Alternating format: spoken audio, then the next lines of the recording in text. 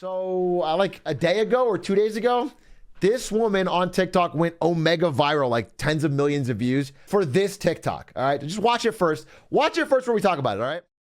I know I'm probably just being so dramatic and annoying, but this is my first job, like my first 9-to-5 job after college, and I'm in person, and I'm commuting in the city, and it takes me forever. There's no way I'm gonna be able to afford living in the city right now, so that's off the table. Like, duh! If I was able to walk to work, and it'd be fine. I get on the train at 7:30, and I don't get home till like 6:15 earliest. I don't have time to do anything. I want to shower, eat my dinner, and go to sleep. I don't have time or energy to cook my dinner either. Like, I don't have energy to work out. Like, that's out the window. Like, I'm so upset. Oh my god. Nothing to do with my job at all, but just like the 9-to-5 schedule in general is crazy. Being in the office 9 to 5, like if it was remote, you get off at 5 and you're home and everything's fine. But like, I'm not home. It takes me long to get home, and I know it could be worse. I know I could be working longer, but like, I literally get off, it's pitch black. Like, I don't have energy. How do you have friends? Like, how do you have time to like meet a guy? I don't know. Like, how do you have time for like dating? Like, I don't have time for anything, and I'm like so stressed out, and I'm also getting my period, so that's why I'm all emotional. But like, am I so dramatic? It's fine. Okay, so she makes this video. She doesn't have a ton of followers, just to her friends. And instantly it goes omega viral. And a lot of people have a lot of dunks they want to make on her, okay? Matt Walsh wrote 19 paragraphs about how if you're a woman, you could get married and be a stay-at-home mom, or you could be an entrepreneur, or you can move out to the woods. And if you don't do one of these, then these 9-to-5 corporate slogs, all you have left. It's the lowest effort, easiest path. Jason Kalkanis, the guy who said he would jump on a grenade for Elon Musk, said, "Oh, princess, I'm so sorry you had to commute and work and have a job and everything. It's like so extra." And he did get a community note. He hasn't worked a traditional 9-to-5 since the 1990s. You know, there was a ton of articles about it. College grad in tears after experiencing first ever 9-to-5 job, and people calling her snowflake and all that. She's guilty of, I think, one main thing in this video, which is that she made a huge mistake by being a woman that says like a lot and saying this. That makes it impossible for the internet to ever agree with her. That was a huge error on her part. But I think if you actually listen to what she's saying and you imagine, here, I'm gonna help you guys out. Hey, I actually think that super long commutes can be really draining and reduce your quality of life. And the fact that I'm working the vast majority of my day every day can be pretty stressful. I kind of hope people might agree with me and we can change society somewhat. Oh, wow, no, actually I agree. Wait a minute, I actually agree with that a lot. I really wanted to break down what she was saying because I really feel like the fact that she got so much shit for this is crazy to me. And I think it was entirely due to the messenger and not the message, because I can't imagine people don't agree with her core point, especially because she doesn't even in the video complain about her job. She has a full video where she explains some of the specifics of it after she got called out by a million people, which is like, yeah, I have a 2-hour commute both ways. That's like 3 to 4 hours of your day every day just getting to and from the work. And nobody loves every aspect of their 9-to-5 every day. So that's already stressful. Okay, that's just a stressful job. That point alone is not even just her opinion. That is scientific fact, bro. There is so much evidence out there that long commutes are linked with unhappiness, depression, dissatisfaction with the job. Even like if you love your job, if you have a long commute, it suddenly makes you hate your job. Commuting makes you unhappy and anxious. Like there's tons of research that having a long period just to get to the work you have to do really drains your day. But I think there's even more to talk about. I think that's the first part of it. And I think like on that point alone, which is most of what she's saying, just shut the fuck up.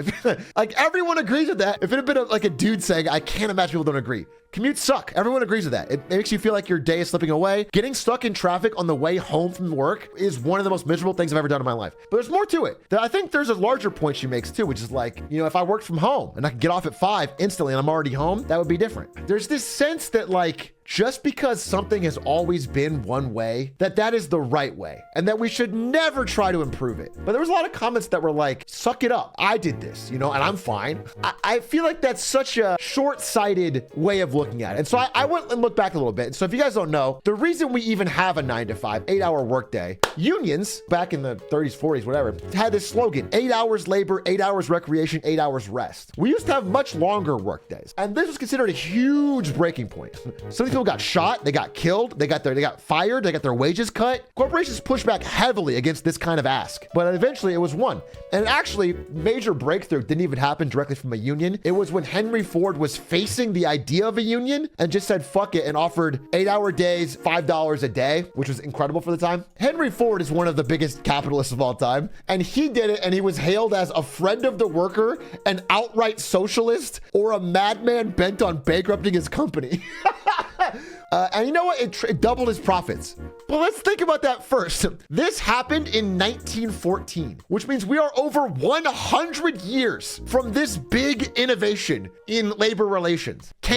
John Maynard Keynes, for example, predicted we'd be working 15-hour weeks by now. They predicted that things were going to inevitably get easier and easier. We'd have fewer and fewer working hours. So when I get to this point where a woman in 2023 who just graduated college and is entering the real world, she went from having a lot of free time with her friends and things in college to having the majority of her day built around getting to and from and being at a single job, I can understand she's experiencing some shock. She's totally in the right to ask for a little bit more, is what I'm saying. Things can get better. I think a cynicism that things are one way and should never change is ugly. I think it's an ugly way of looking at the world. I think most people agree with that. Is my honest opinion. I think most people agree with that. And I think they were mad at the messenger because she was crying and she was a young woman and she was in college and she was on TikTok, and they just thought these are all things that I don't agree with. And so I want to distance myself from them. Seeing a lot of people dunking on the crying young woman who just started a 9-to-5 job with a long commute and a reaction to it is a healthy one. All the people who've been beaten down and just accepting it are the unhealthy ones. She should be able to walk to work. She should have time to hang out with friends. At the very least, she should be allowed to freely want these things and not be fucking hated on for wanting to want some difference and some change. Even if there requires some work to get there. I was shocked by the amount of negative response to this woman.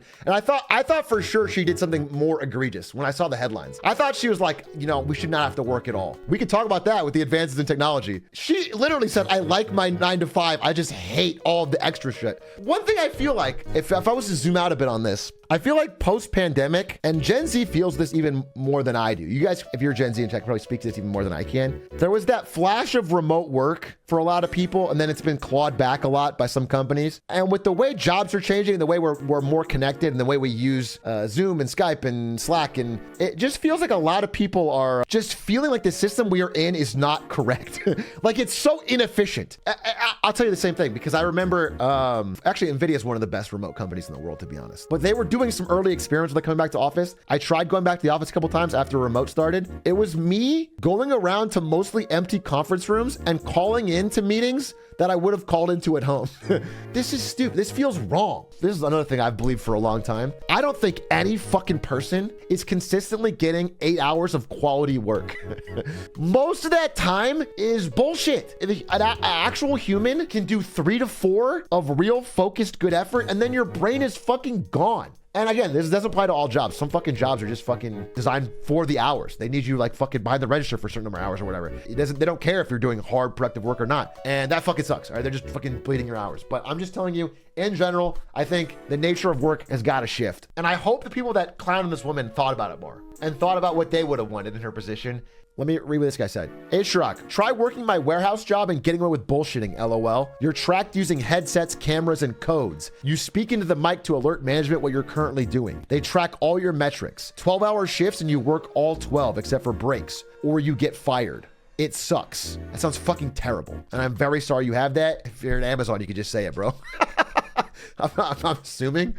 Yo, I worked 5 years in the warehouse. I was able to work so much longer because you can shut your brain off while doing it. Ever since working at a desk job, I can only work 3-4 hours productive. I do agree. I was trying not to say that, but I do think there's a difference between work you can do with your brain off. You just get more hours. I think the fight should be for both types of jobs. But I do think when you're working and you have to think, I think your thoughts become mush after 3-4 hours. If we want a shorter workday, would it start with more strikes or younger startups beginning trends? I think it is. I think we're in the transition period, to be honest. I do think there is a massive advantage for companies. I think companies will start to figure it out because there's just an advantage. Like there's just an advantage. They get better people. They can reduce the cost for their employees. But the problem is in the middle term, everyone's trying to claw it back to the way it was. And it feels frustrating and backwards. And companies are figuring it out. And the ones that do are getting better job satisfaction. Employees are happy. They're getting higher, better people at cheaper costs. Again, there's a study that showed that employees would be willing to take like an 18 to 20% pay cut. People would literally take a 20% pay cut if they had fully remote. And as an employer, if you could figure out how to get that person to work remote,